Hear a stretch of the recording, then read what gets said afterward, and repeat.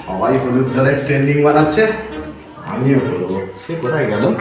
এই দেখো, কি করছো তুমি? কি হয়েছে?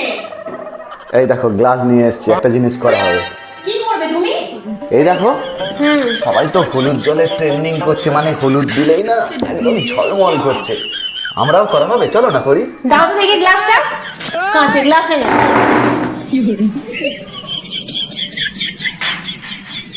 এ নাও, এই মগে করে দেখাও।